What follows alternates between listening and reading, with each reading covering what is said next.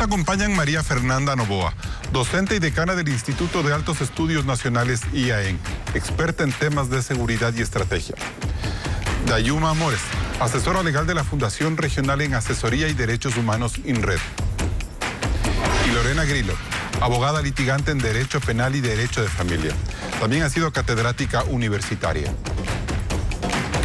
Gracias por acompañarnos en un nuevo programa de Políticamente Correcto. Hoy vamos a hablar de la vergüenza colectiva que como país debe producirnos el arraigado espacio de violencia contra la mujer manifestado en una alta tasa de femicidios. Y a partir de ello ver cómo instituciones como la Policía Nacional y el propio gobierno de Guillermo Lasso se debilitan ante una realidad que debe mostrar cambios estructurales. Claudia. Carlos, sin duda el femicidio de María Belén Bernal nos estremece e indigna por lo terrible de su muerte y la negligencia en el proceso judicial para encontrar al culpable. El principal sospechoso es su esposo, teniente de la policía. Veamos. María Belén Bernal entró a la escuela de policía el domingo 11 de septiembre a ver a su esposo, teniente de la institución. Desde entonces, el país entero perdió su rastro. El teniente Germán Cáceres llamó a su suegra al día siguiente para reportar que María Belén estaba desaparecida. Ese momento inició un viacrucis para su familia. Cáceres rindió 2 versiones contradictorias en la fiscalía, pero no fue detenido y se fugó.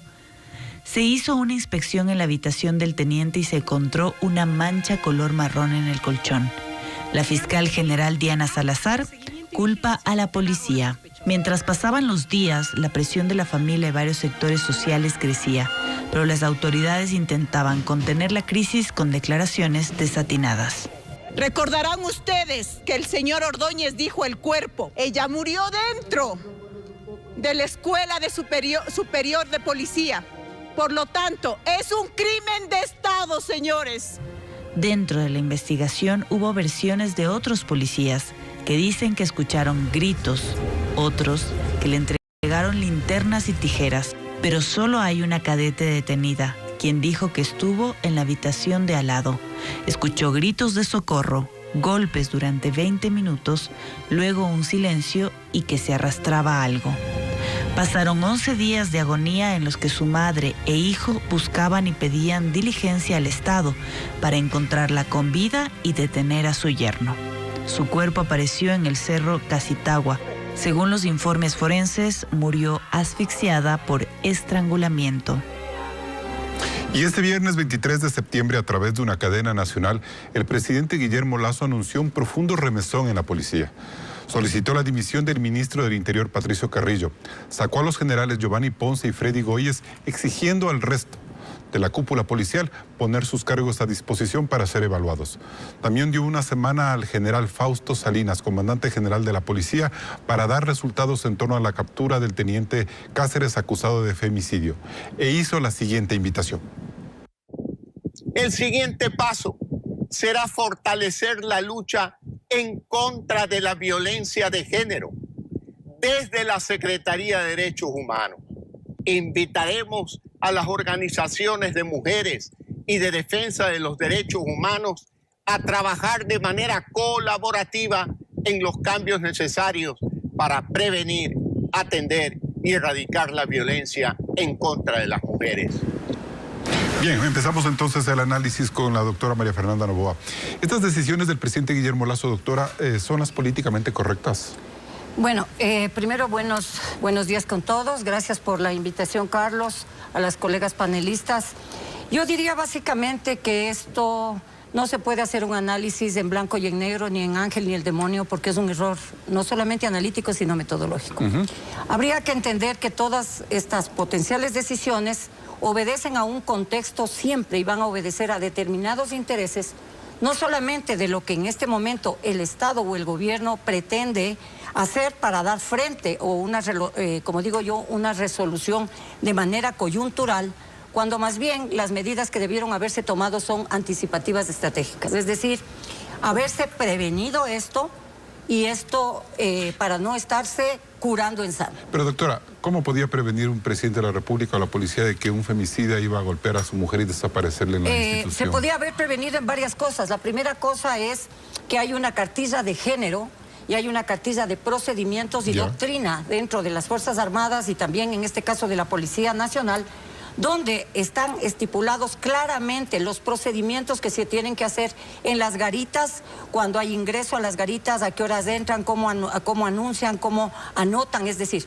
hay un montón de procedimientos, hay un montón de temas que en papel están estructurados, pero que definitivamente no se cumplen. Ahora, y por esa razón, entonces, ¿se justifica o se entiende que tenía que salir el ministro del Interior, Patricio Carrillo, de esta, como parte de esta crisis? Bueno, usted me hace unas preguntas así como de colegio, pero de colegio de especialidad.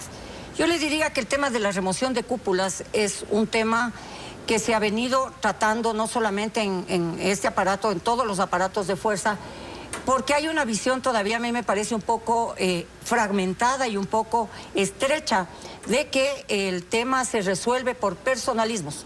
Es decir, todavía estamos con la mentalidad o el imaginario del mito del héroe, que es una persona la que va a resolver un problema que requiere resoluciones de carácter estratégicas, multisistémicas, multifactoriales y polimétricas. O sea, como que cae el gobierno en esa lógica. ¿Podía haber reaccionado de una forma un poco más estructural, estratégica, María Fernanda? Sí, yo diría que el tema no es cambiar la cúpula ni poner, te doy 3 días o te doy 4 días. Esto se debió haber ya analizado que se venía, porque tanto en este caso la policía ha venido haciendo un proceso, estamos hablando desde la década de los 90, un proceso de reforma que no ha cuajado. En ninguno de los campos se ha tratado de mejorar y no se lo ha hecho. Vamos a seguir hablando de eso. Dayuma Mores, ¿es un remesón positivo los anuncios que hace el presidente de la República? Es decir, muchos sectores feministas pedían la salida de Patricio Carrillo, él anuncia eso, le pone un plazo a la policía. ¿Cómo entender eso desde la visión de ustedes? Bueno, antes que nada, buenos días. Qué gusto poder compartir este espacio con ustedes. Para nosotros, desde la visión y el enfoque de derechos humanos, es importante decir que este problema es estructural. Coincido en que, con la panelista, con la colega, en que no depende de la cabeza que esté al frente de un ministerio. Para nosotros es importante también que se empiecen a cumplir tras estas declaraciones, sobre todo con la participación e invitación a sociedad civil. ¿no? Esto pone sobre la mesa un problema que se ha venido viviendo a través de muchos años y que muchas veces está invisibilizado. Ahora, pero ¿cómo entender, por ejemplo, parte de la presión, o sea, el tema más comentado en las últimas horas ha sido la salida de Patricio Carrillo, es decir, un ministro que supuestamente sobrevive el paro nacional y frente al caso Bernal, en donde él no tiene una responsabilidad, o deberíamos analizar su responsabilidad política, sale de la forma en la que sale, en gran medida por la presión de grupos feministas de derechos humanos políticos que piden su salida. ¿Eso es lo correcto? ¿Qué pasaba si el presidente mantenía a Carrillo en el cargo? Bueno, más allá de todo esto, creo que las declaraciones que se han hecho desde las cabezas han sido bastante desatinadas. A lo largo de esta crisis. A lo largo de esta crisis. Y no solo en esta crisis, ¿no? En muchos otros puntos, muchas otras crisis que ha vivido el país, no tienen un enfoque de género, no tienen un enfoque de derechos humanos. Esto es bastante preocupante para la realidad que vivimos. Es por eso que es necesario buscar otras opciones, pero de nuevo, para nosotros el problema es estructural. Exactamente, vamos a hablar más de eso, pero entonces lo que usted quiere decir es que al haberse cometido tantos errores durante esta crisis, sí era lógico que se prescindan de algunas personas, como el caso de Carrillo, ¿verdad? Es necesario cambios. Claro que sí, pero no solo de personas, sino en la forma de pensar, en la forma que se está manejando políticamente toda esta crisis. Perfecto. Para irme con Lorena Grillo, ¿este es un crimen de Estado el que ocurrió contra María Belén Bernal? Más allá que un crimen de Estado, creemos que hay sí responsabilidad individual y también responsabilidad estatal, pero hay que analizarlo. Perfecto. También. Lorena Grillo, ¿debe girar el debate como lo planteaba la mamá en medio de su dolor y a quien le damos todo el pésame del caso y toda la solidaridad sobre si este es un crimen de Estado? Bueno, buenos días con todos. Realmente yo comparto el criterio, esto tiene una responsabilidad personal y una responsabilidad estatal a nivel internacional, pero no es un crimen de Estado. ¿Por qué no es un crimen de Estado? Bueno, un crimen de Estado es un crimen planificado desde el Estado para, sobre todo, cubrirse, ¿no? O generar acciones desde su política interna o la política que quieren manejar en el país. Y esto es un crimen individual. Por ejemplo, el caso Gabela podría configurarse como un crimen de Estado si se confirma. Si es que se confirma, ese sería un caso de un crimen de Estado. Perfecto. Entonces, lo que tenemos hay que tener aquí, memoria, ¿no? Sí, lo que tenemos aquí es una situación individual. ¿sí?, de este señor Cáceres contra su esposa, pero lo grave es en dónde sucede y cómo sucede, y toda esta violación de procedimientos que se dan para que María Belén Bernal pueda ingresar a esta escuela de policía, y luego todo lo que pasa o suponemos o creemos que pasa de manera posterior. No nos olvidemos que recién estamos recopilando versiones, es decir, hay versiones, también hay chismes, hay rumores, y todo esto tiene que irse confirmando en la investigación, pero lo que se sabe hoy por hoy es que ella entró y salió muerta de ahí.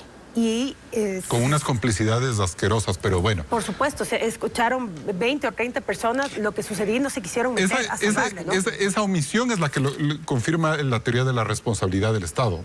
Sí, correcto. Porque esto sucede en la escuela de policía, en algún nivel, además en una entidad educativa. Si hubieran podido auxiliar a María Belén, o sea, aunque sea tardía, o la policía en los primeros días hubiera logrado que este señor responda, ahí no habría necesariamente una responsabilidad del Estado. Bueno, en el tema de que el señor responda de manera inmediata, yo creo que igual se mantiene la responsabilidad estatal por el ingreso de ella a la escuela de policía, y sobre todo por la complicidad interna. Más allá de que eso genere una responsabilidad penal, que eso es diferente, todos quienes fueron cómplices de haber escuchado esta masacre y no haber intervenido, no necesariamente tienen responsabilidad penal, pero sí genera una responsabilidad estatal. Lorena, en ese sentido, ¿y el presidente de la República reacciona en función de este ruido, de esta lucha que decía María Fernanda Noboa, que es entre ángeles y demonios, y no de una forma, no con cabeza fría, me refiero a las declaraciones del viernes, o toma las acciones que tenía o que se esperaban que deba tomar? O sea, yo creo que toma las acciones que son normales en un caso mediático, pero no nos olvidemos que cada 28 o 24 horas muere una mujer en circunstancias similares. No necesariamente en una escuela de policía, pero 3 o 4 días después de la muerte o de la desaparición. Ahí se entiende la segunda parte del anuncio, de María Belén Bernal muere una chica embarazada. Pero la de gente 8 está meses. preocupada porque dice, bueno, se está comiendo un ministro que es su estrategia frente a la criminalidad, por ejemplo. Eso está sopesándolo uno frente al otro. ¿Cómo entender eso? Yo no creo que la salida del ministro solucione absolutamente nada, porque este es un problema de fondo y tiene un montón de entidades que tienen que intervenir aquí. El presidente por sí solo, en un tema como es este, tan arraigado y tan grave en el Ecuador, haga lo que haga, solo no lo puede resolver. No sé, María Fernanda, si quiere acotar algo más ahí. Sí, yo quisiera decir algo que decía uno de los mejores analistas de América Latina sobre temas de policía, que los problemas de la policía no se resuelven policialmente ni dentro de la policía, sino que tienen que ser de manera transversalizada con la política de conducción estratégica desde el Estado. Pero yo le hago una pregunta, usted que sabe de estos temas. El hecho de que exista un guardia en la garita, y no es que le estoy cargando las responsabilidades al señor como quizás mal lo informó Carrillo, pero el hecho de que un policía llegue borracho a la institución policial era una razón por la cual él no tenía que haber entrado ese rato y no tenían que haber dejado entrar. O sea, son fallas indisciplinarias estúpidas que demuestran que la policía no está en nada. Porque no es que hubo una cosa más complicada, sino es un simple tema de protocolo. Sí, yo diría que además de solamente ser un tema de protocolo, a mí me parece que hay una desfiguración de esto que se llama el espíritu de cuerpo. Si nosotros aludimos a todas las teorías de Bourdieu y de otros autores que han trabajado sobre las geografías del cuerpo, sabemos que el mismo uniforme, la misma disciplina, el mismo corte del cabello, el mismo tema de tener palas, etcétera, etcétera, es una forma simbólica de transversalizar el cuerpo civil para volverlo cuerpo policial. Y esto viene aparejado también de comportamientos simbólicos. Claro. Uno de ellos, la obediencia. Otro de ellos se supone la disciplina. Pero somos tan torpes como para obedecer un asesinato y no obedecer un tema de policía. Imagínate, ahí veo yo, por eso te estoy diciendo que hay una desfiguración de lo que es este sentido simbólico, porque a la larga cuando vos entras a ser policía, es como que te captura la institucionalidad policial frente a la capacidad de ser civil, pero hay un malentendido espíritu de cuerpo. Que haya estado presa solo una mujer, una cadete, ¿genera preocupación, Dayuma? Por supuesto, y es justamente lo que mencionan las colegas. Estas instituciones son jerárquicas y también tienen mucha violencia basada en género. Perfecto. Entonces, en base a eso, más allá de los elementos o los indicios que hayan encontrado para vincular a esta cadete, existen aproximadamente 30 personas, la mayoría hombres, que escuchan lo que está pasando, que tienen... se están formando precisamente por el deber de cuidado y no actúan. Perfecto. Bien, me voy a un primer corte comercial, seguimos en Políticamente Correcto. Recuerde que cada domingo estamos en vivo en Radio Suceso 101.7 FM Quito. Vamos a una primera pausa y regresamos con más de este programa llamado Ni Una Menos, en honor a todas las víctimas de femicidio.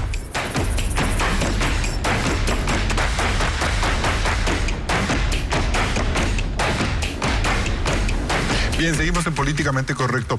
Doctora Lorena Grillo, a ver, justo con la inquietud que me quedé en el bloque anterior con Dayuma, ¿por qué, qué pasa con el resto de personas que están involucradas o que están investigándose y ellas no se les ha dictado prisión preventiva como sí a la cadete? ¿Ahí hay cómo cuestionar el papel de la Fiscalía en ese sentido? Sí, bueno, yo creo que sí. Hasta el día de hoy, este es un caso que se ha manejado de manera pública y hasta el día de hoy yo como penalista no veo ninguna razón para que esa chica esté ni siquiera procesada y mucho menos en prisión preventiva, poniéndole en un riesgo tremendo de vida incluso. Y de presiones internas de la policía, justamente, dicen, ¿no? Justamente, y del mismo agresor, que está más a la mano del agresor cuando quizás se le debería proteger por la información que ella pueda dar. Yo considero... Entonces, ¿usted cree que ella no debería estar presa? No, porque ella no tenía el deber de cuidado. Ella, como cualquier persona, podía intervenir o no, y más allá de eso se le puede cuestionar realmente, si la pero cadete no. Jocelyn está presa, los otros 10 o 11 también deberían estar siendo así coherentes. O sea, si es que somos coherentes y creemos que ella tenía deber de cuidado por ser cadete, yo lo dudo, realmente considero que no, porque está estudiando para recién. Digamos que ese fuera el escenario, estarían todos. Los otros 10. Pero no puede ser que justamente estemos investigando un femicidio, una desaparición de una mujer inicialmente, y la única persona detenida sea otra mujer, mientras este señor salió de la fiscalía, salió de la escuela de policía, no ha pasado nada, y todos los demás hombres siguen libres, Lorena, ¿no? Lorena, todas las críticas de esta semana se han enfocado en el gobierno, en la policía, y eso está perfecto. Pero no hemos hecho lo mismo con la fiscalía, ¿no es cierto? ¿En qué sentido voy con mi pregunta? En el sentido de que si esta persona llega y da dos versiones en la fiscalía, y cuando todos nosotros sabemos, y ellos por el caso de Naomi Arsentales saben que siempre el 50% al menos de los casos de femicidio y de violencia contra la mujer son perpetrados por sus parejas, ¿cómo es que no tienen el sentido común para detenerle o para haberle dejado libre como le dejaron? Eso ahí deberíamos también exigirle a la fiscal que rinda cuentas como lo ha hecho el presidente con todas las críticas que pueda tener. Sí, y bueno, yo esto no creo que es un tema de criticar personas, hay que criticar instituciones y estructuras. ¿Qué es lo que pasa? Lo que nosotros vemos en el caso de María Belén Bernal es lo que pasa todos los días en todos los casos de violencia, pero que como son reservados y tienes el miedo de la reserva de la investigación porque es un delito, esta reserva termina protegiendo más al agresor que a la propia víctima. Entonces, ¿qué pasa? ¿Cómo es posible que una persona vaya a rendir una versión y diga que le ha dejado a las 10 de la noche en la Simón Bolívar, en la ciudad más peligrosa de todas, al menos para nosotros como ecuatorianos, es una ciudad peligrosísima, nadie se baja en la Simón Bolívar a esa hora, sí. Nadie dejaría a su esposa o a su marido, a nadie, y que luego perdió de vista el taxi, sabiendo él como instructor la situación de seguridad que se vive en el país, ya te debería algo de dejar una duda, pero si eres un fiscal, pues claro, que ese es tu trabajo, investigar. Entonces, ¿no? Ahí había que cuestionar a Diana Salazar por ese manejo. Yo no sé si a Diana Salazar, sino a la estructura. Bueno, yo, como le estamos dije, cuestionando al Carrillo y al presidente Lazo. Es que es lo que yo decía hace un momento, no es un tema de la persona. O sea, tú no vas a resolver este tema cuestionándole a una persona con nombre y apellido, sino a la institución y al procedimiento. Lo que se cuestiona es toda la estructura. Esto pasa en todos los casos. Perfecto. Y no pasa desde Diana Salazar, sino que viene sucediendo desde mucho antes. Dayuma Mores, en ese sentido, ¿cuál es el papel que tiene que tener las organizaciones de derechos humanos y la Comisión Interamericana en esta invitación que ha hecho el presidente el día viernes? Bueno, yo quisiera también acotar a la pregunta anterior justamente, que hay una realidad, ¿no? Las personas que trabajamos, las instituciones que trabajan en la problemática de desaparecidos, sabemos que los fiscales que van a Fiscalía de Desaparecidos se entiende que son los castigados, ¿no? Eso es una realidad.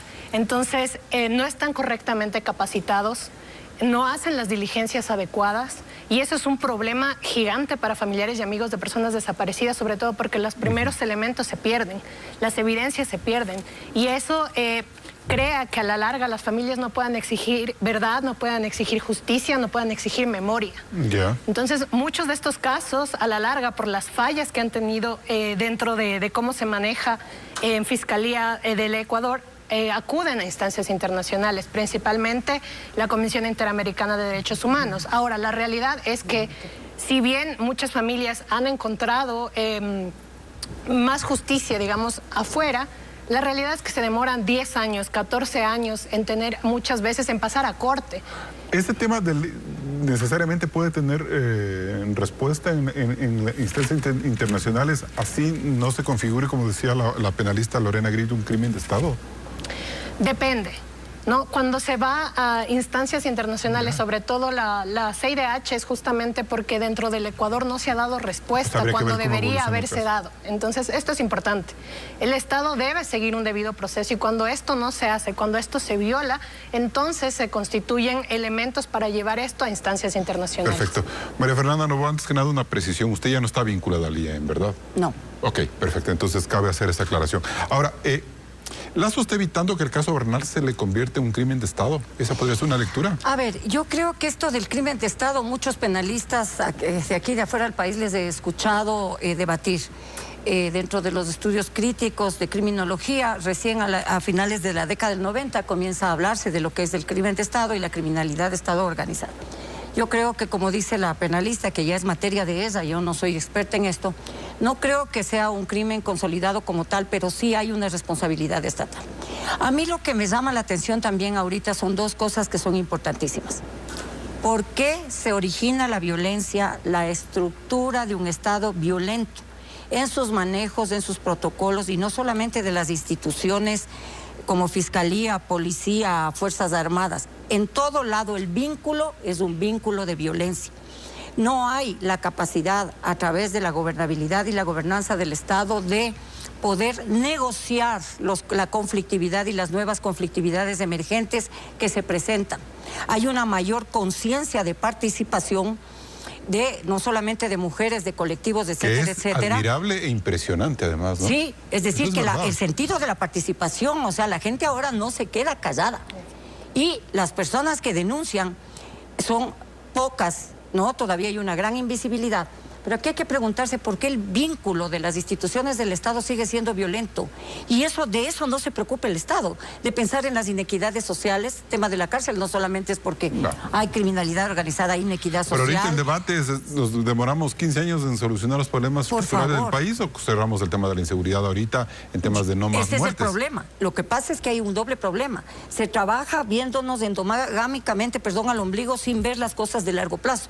Y uno de los problemas que tenemos nosotros en el país para no poder resolver estas cosas es que tenemos un síndrome de autodeficiencia adquirida de falta de visión estratégica. Y eso también puede caer haciendo también un poco una crítica hacia los grupos sociales que defienden derechos humanos, en el sentido de que esto puede, no sé, complicarle excesivamente la situación al Estado, de volverse inviable frente a la necesidad de buscar respuestas en temas de inseguridad que son así, pero que también hay un crimen organizado que estará aplaudiendo con que una policía esté aniquilada. Por supuesto, ahí tenemos varios factores. El mantra del narcotráfico que he escuchado a varios analistas, no es narcotráfico, son ecosistemas criminales, y como yo decía, hay que llamar las cosas por el nombre.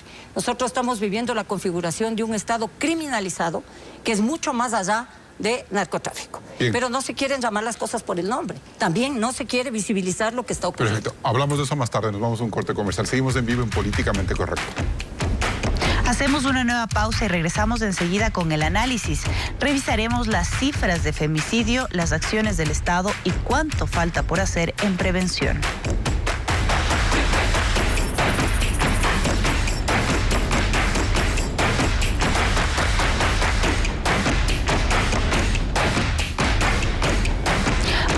Pensar que con el paso de los años las personas logramos una mayor conciencia sobre el ejercicio y el respeto de los derechos fundamentales. Pero cuando hablamos sobre violencia de género, vemos que las cosas empeoran. El reciente informe de la Alianza Feminista para el Mapeo de los Femicidios en Ecuador indica que del 1 de enero al 3 de septiembre de este año fueron asesinadas 206 mujeres. Es una cifra alarmante porque en apenas 8 meses superó el total de muertes violentas por razones de género registradas registradas en 2021, 197 casos. Por otro lado, se evidencia el subregistro de esta tragedia, pues los 197 femicidios de 2021 que recoge esta red es casi 3 veces mayor que los 69 casos que arroja el sistema judicial del Estado. En este país, una mujer muere cada 28 horas por ser mujer, y donde 1 de cada 2 asesinatos es perpetrado por una persona con un vínculo sentimental. No solo eso, de estos 206 femicidios reportados, 82 mujeres eran madres, por lo que 144 niños quedaron en la orfandad, 5 estaban embarazadas y 32 de ellas habían denunciado antecedentes de violencia, 8 tenían boleta de auxilio, 13 sufrieron abuso sexual y 24 eran menores de edad. Toda esta realidad choca con un problema estructural, la falta de atención desde el Estado. El gobierno de Lasso destina unos $6 millones anuales en proyectos para erradicar la violencia contra las mujeres, mientras que desde el 2018, en la implementación de la Ley de Erradicación de la Violencia contra la Mujer, la Judicatura ha invertido casi $20 millones. Por lo que cabe preguntarse, Carlos, si el Estado ecuatoriano está preparado para cambiar una realidad que nos llena de vergüenza. Gracias, Claudia, por ese reporte. Y a mí me parece que no da Yuma, porque estas cifras lo que demuestran es que si apenas la tercera parte de los femicidios se juzgan como tal en la justicia y que de esa tercera parte, el 50% tiene una sentencia, quiere decir que estamos en nada. Justamente, y a propósito de estas cifras, yo quisiera mencionar otras. Dígalas. Y es que, por ejemplo, para el Ministerio de Gobierno, desde 1947 a junio del 2022, existen 2.316 personas desaparecidas.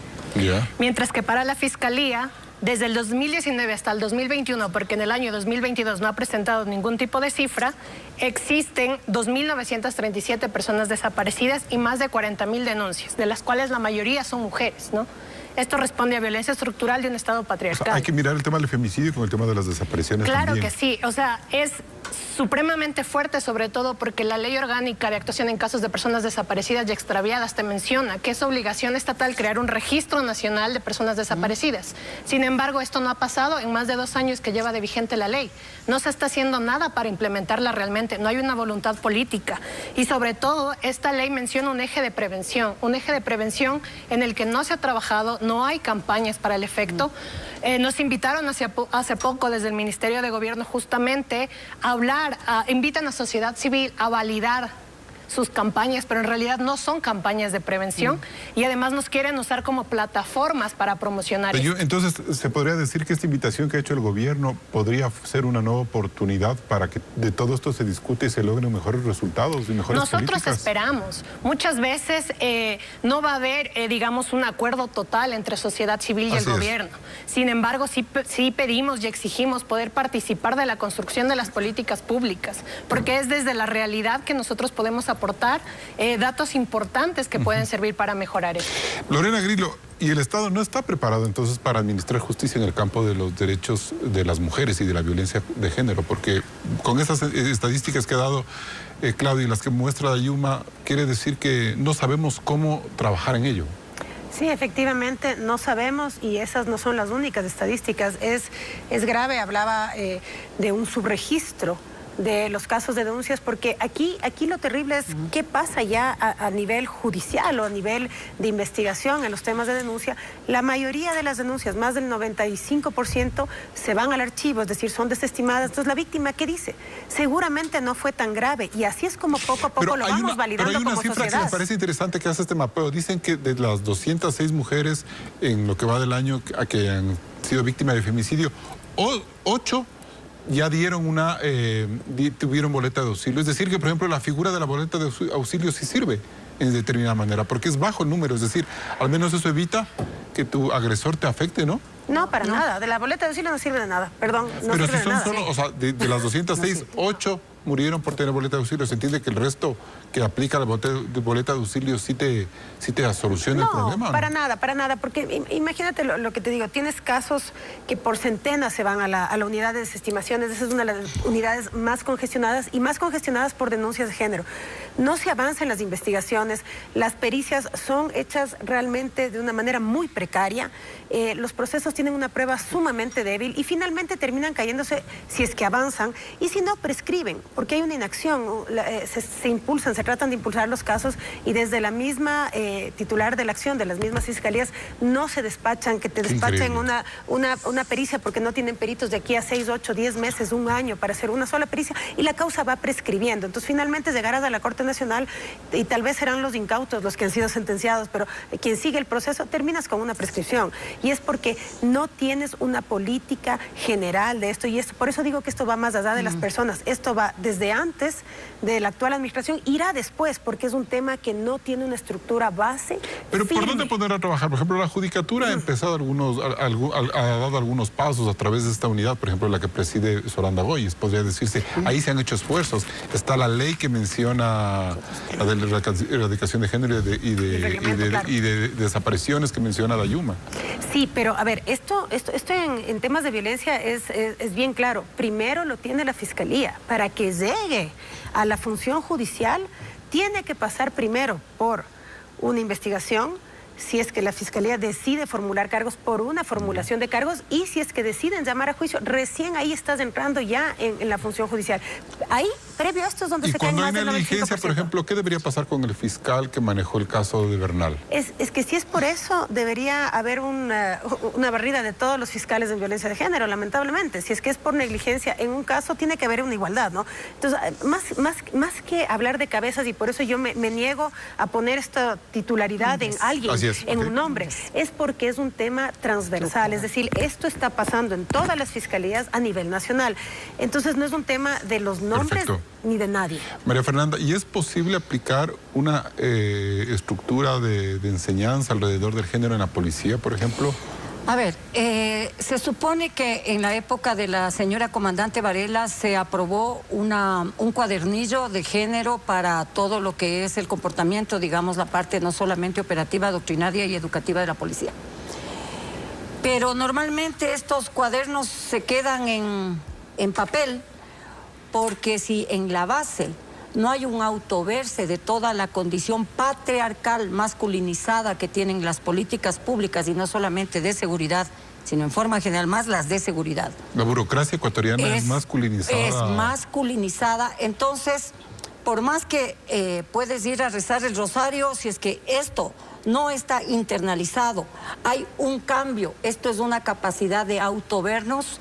Lo que hay un autor que me gusta a mí que se llama Edgar Morán, en un último libro que sacó a propósito de la pandemia, que habla de la necesidad de rehumanizar el vínculo social, pero eso implica un autovernos desde otra perspectiva, de vernos desde nuestras propias responsabilidades sociales. ¿A quién le corresponde? ¿Al cadete? A todos, a toda la sociedad en su conjunto. No es solamente la policía, es cambiar toda la desde las personas que vieron a ese que resultó ser policía maltratar a la mujer en el Malecón de Vinces, desde esas personas son las que tienen que empezar a reverse. Todos. Verse y no solamente ellos, tienen también que verse los comunicadores sociales, mi querido Carlos, porque también, yo les comentaba pantalla, de que es necesario este tema de que se viralice y se vuelven redes y se hacen fake news, o a veces se hace también metaverso.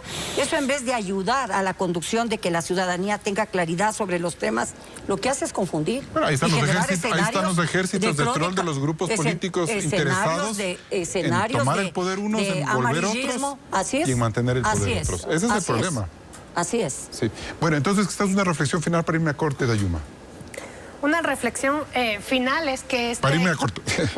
Este no es el único caso. Si quieres, regresando, podemos hablar de otro caso que manejamos también en la fundación, de una subteniente, pero en fuerzas militares, que también muere a manos del Estado por falta de protocolos.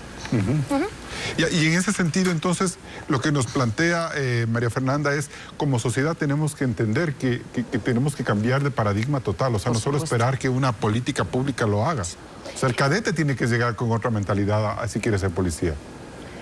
Llegar con otra mentalidad, y no solo ellos, sino la sociedad entera, empezar a concebir distinto esto. Cómo apreciamos nosotros como ciudadanos lo que es la Policía Nacional, lo que son las Fuerzas Armadas y cómo se conciben ellos. Le voy a un nuevo corte comercial.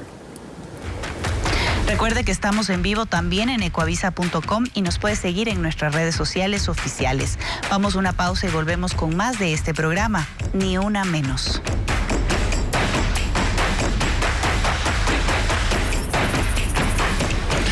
Seguimos en Políticamente Correcto. Doctora María Fernanda Noboa, ¿cómo podemos en este momento decir o entender el discurso del gobierno de que hay que reinstitucionalizar la policía, proteger a la policía, es decir, ayudarle a que salga de este problema, cuando tenemos una sociedad violenta? Usted dice que no solo es narcotráfico, pero tiene que combatir eso, es el crimen organizado. Claro, yo diría primero que aquí hacer el juego también de el linchamiento mediático a la policía en un caso que es absolutamente grave y que yo no niego la gravedad, pero no hay que ser injustos en el tema de decir todo está mal. Sí. También hay que considerar que la policía ha sido una institución que mal o bien se ha mantenido en la estructura del Estado, igual que Fuerzas Armadas. Pero sí es importantísimo hacer esa conciencia de que la policía, siendo parte del aparataje del Estado y el conductor político estratégico de la policía, en este caso es el ministro del Interior, el nuevo ministro, el nuevo ministro del Interior, tiene en sus manos un desafío muy grande, porque esto no es solamente cuestión de policía, sino es, vuelvo y repito, una cuestión interagencial y transversal, donde los comportamientos éticos y la responsabilidad social ha habido muchas que estar críticas ahí. Por el nombramiento de Zapata en redes sociales en esta cosa de mal o bien. Hay que esperar a que dé resultados, hay que darle beneficio de inventario. Mira, la primera, yo como soy así franca, la primera crítica que yo haría es que no sé cómo, yo le conozco al señor mayor desde que era mayor y luego coronel. Un coronel por línea de mando puede comandar a oficiales superiores que están en línea de generales. Claro. Esto ya va a generar un ruido de partida, porque eso es un tema de jerarquías. Claro. Entonces, ya por ahí, no sé el asesoramiento que ha tenido el señor presidente. Y en el caso de la Secretaría de Seguridad, también permítame decirle, se esperaba una visión mucho más estratégica, mucho más. Pero él dice que está trabajando en esa visión, el apoyo con Israel, con los Estados Unidos. Sí, pero se trabaja como un poco para hacer mirada de que se está haciendo algo. O muy lento. Pero adentro tengo un error de decir, cuando es desaparecida, digo cuerpo del propio secretario, eso es un error que es imperdonable. O sea, un error que generó mucho. Es un problema comunicacional también, estratégico como comunicacional. Porque no se conocen las materias. Es decir, tú puedes ser, el primer acto de corrupción, como digo yo, es aceptar un cargo para el que no estás preparado. O sea, a mí me dicen, vaya a sea astronauta, les voy a decir que no, porque no es mi especialidad. Bien. Entonces yo creo que es necesario, ese es el primer, pero ese es otro tema de conciencia. Y ese tema de conciencia viene de familia también, ¿no? De cómo ha sido formado, dónde están arraigados los valores y todo esto. Pero, Lorena, no puede existir un Estado sin una policía. No, de hecho que no. Yo comparto, ¿no? Hay que juzgar con toda la seriedad y con toda la fuerza toda esta violación de protocolos para que esto no se vuelva a repetir, porque es importante la garantía de no repetición. Entonces, este caso tiene que implosionar dentro de la policía para que se cambie estos protocolos, estos errores, pero eso no significa que tenemos que desmontar la policía. La policía tiene un montón de ramas y un montón de cosas que tiene que hacer, que las hace bien también.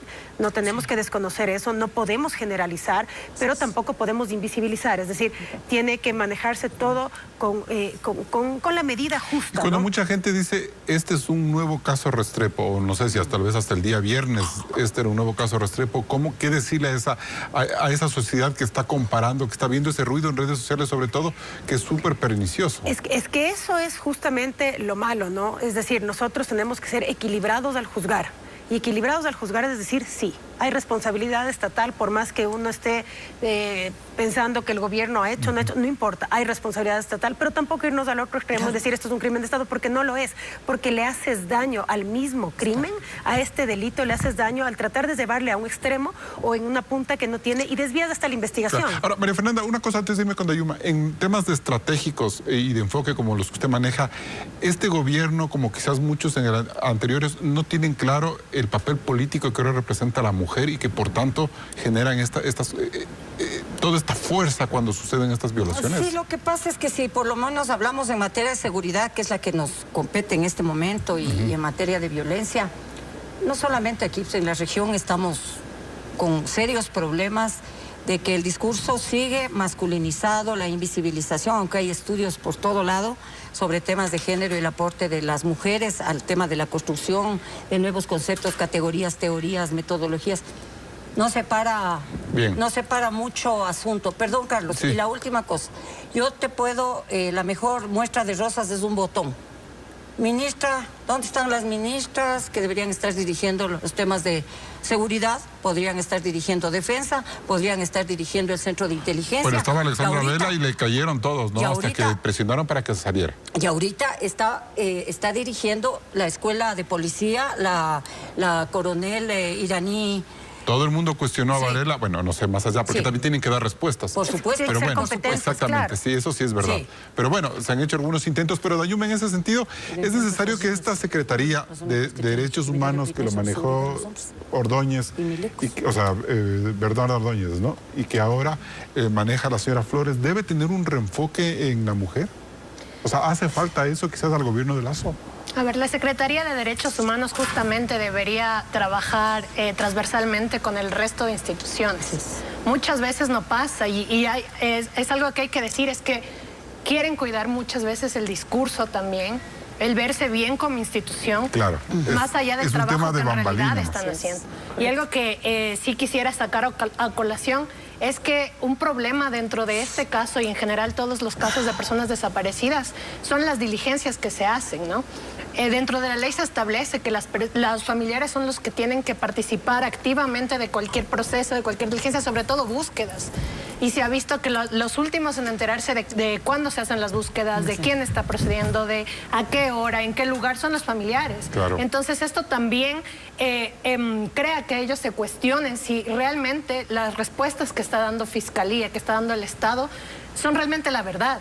Y eso es lo que exigen generalmente y eso es lo que, por el trabajo que hemos hecho con familiares, asociaciones de personas desaparecidas, siempre es verdad, justicia y memoria. Claro, pero si nosotros vemos que en el tema de justicia y memoria, desapariciones, femicidios, la mujer obviamente es quien más se lleva toda esta consecuencia de la violencia, esa Secretaría de Derechos Humanos debería tener un enfoque básicamente de género, ¿no es cierto? De género, sí, por supuesto, pero también un enfoque para la sociedad en general, en no revictimizar más a las víctimas.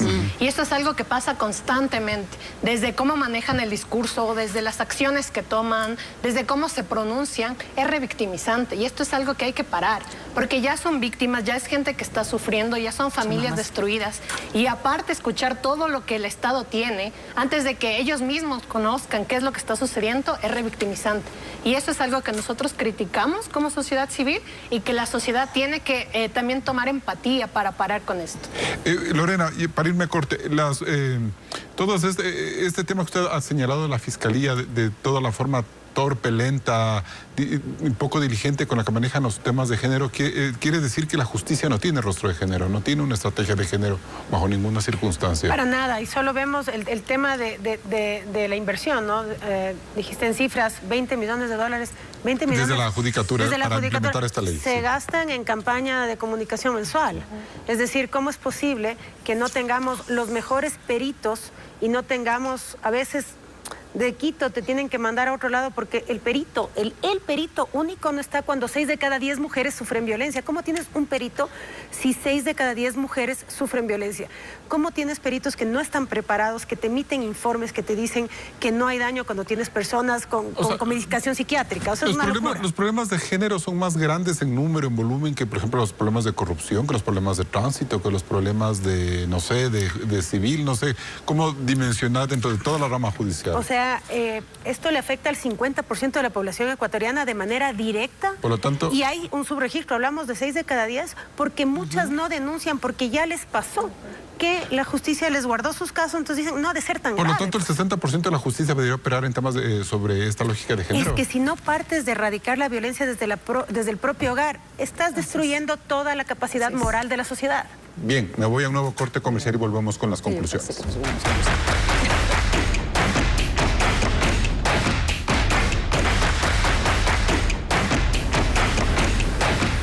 Entramos en la etapa de conclusiones. Lorena Grillo, ¿cuáles son las lecciones políticamente correctas que nos deja el femicidio de María Belén Bernal cometido por un policía dentro de su institución? Bueno, definitivamente lo que nos deja este caso es visibilizar la situación de los procedimientos que existen en violencia de género a nivel nacional, y lo que tenemos que aprender de esto es que hay que cambiar absolutamente toda la estructura de investigación y de procesamiento de estos casos para que las víctimas tengan justicia. Dayuma Amores, su conclusión. Bueno, para nosotros es importante que este caso ha puesto de nuevo sobre la mesa la problemática de personas desaparecidas en este país. Es importante también que las diligencias, las actuaciones estatales que se realizan y desde Fiscalía no revictimicen más a los familiares y amigos de personas desaparecidas, y entender que hay una responsabilidad individual en este caso, pero también estatal, y mandar mucha fuerza a la familia de María Belén para seguir en la lucha. María Fernanda Novoa, ¿qué es lo políticamente correcto? Para mi criterio, lo más importante es que se rehumanice la sociedad en su conjunto, que tengamos la capacidad de autocriticarnos y de tener un compromiso y una responsabilidad social en cualquier nivel donde nosotros nos desenvolvamos. Y bien, a partir del repudiable femicidio contra María Belén Bernal, al gobierno del presidente Guillermo Lasso se le complica aún más su lucha contra el crimen organizado y la inseguridad. En primer lugar, porque el deterioro institucional de la policía será aprovechado por los mafiosos y narcotraficantes para avanzar en su agenda de terror y destrucción del tejido social ecuatoriano. Esto ocurrirá en gran medida porque la depuración integral de la policía tomará mucho tiempo para dar resultados en un país donde las mujeres, con absoluta razón y rabia, desconfían de ella. Y recuperar la confianza en una institución siempre será lo más difícil. Pero lo más preocupante quizá es que con el relevo producido en el Ministerio del Interior, donde sale Patricio Carrillo y entra Juan Zapata, ha quedado demostrado que el gobierno no tiene los suficientes fusibles para dar una lucha frontal a las grandes amenazas que recibe el Ecuador. Con un abrazo a la familia de María Belén Bernal, despido este programa. Nos vemos la próxima semana. Cerramos este programa con duras conclusiones sobre una realidad sobre las mujeres en Ecuador, violencia y muerte. Esperamos que María Belén sea la última. Un abrazo solidario a su madre, Elizabeth Otavalo, e Isaac, que queda en la orfandad.